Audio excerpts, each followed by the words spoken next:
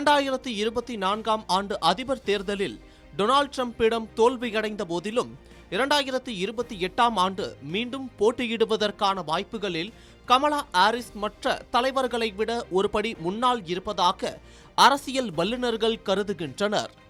நியூயார்க்கில் இந்த வாரம் நடைபெற்ற நேஷனல் ஆக்ஷன் நெட்வொர்க் மாநாட்டில் பங்கேற்ற கமலா ஹாரிஸிற்கு கருப்பின வாக்காளர்கள் மற்றும் ஆர்வலர்கள் இடையே மிகப்பெரிய வரவேற்பு கிடைத்தது. மாநாட்டில் உரையாற்றிய போது கூட்டத்தில் இருந்தவர்கள் மீண்டும் போட்டியிடுங்கள் என முழக்கமிட்டனர். அதற்கு பதிலளித்த கமலா ஹாரிஸ், நான் அதை பற்றி யோசித்து வருகிறேன், மீண்டும் போட்டியிடலாம் என வெளிப்படையாகவே தனது விருப்பத்தை தெரிவித்தார்.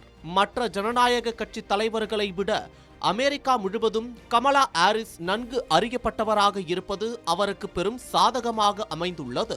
இந்த மாநாட்டில் கமலா ஹாரிஸுடன் 2028இல் போட்டியிட வாய்ப்புள்ள மேலும் பல முக்கிய தலைவர்களும் பங்கேற்றனர். டொனால்ட் ட்ரம்பின் வெளியுறவு கொள்கைகள், குறிப்பாக ஈரான் போர் மற்றும் அமெரிக்காவின் பாரம்பரிய கூட்டணிகளை அவர் கையாளும் விதம் குறித்து ஜனநாயக கட்சியினர் கடுமையாக விமர்சித்தனர். அமெரிக்க பொருளாதாரத்தை ட்ரம்ப் கையாள்வது குறித்தும் அவர்கள் கேள்வி எழுப்பினர். கமலா ஹாரிஸ் 2028 குறித்து பேசினாலும் வெஸ்மூர் மற்றும் ரூபன் காலேகோ போன்ற மற்ற தலைவர்கள் தற்போது வரவிருக்கும் 2026 இடைத்தேர்தலில் ஜனநாயக கட்சியை வெற்றி பெற செய்வதே தங்களின் முதல் கடமை என தெரிவித்தனர். 2026இல் வெற்றி பெற்றால் மட்டுமே 2028 பற்றி பேச முடியும் என அவர்கள் உறுதியாக கூறினர்.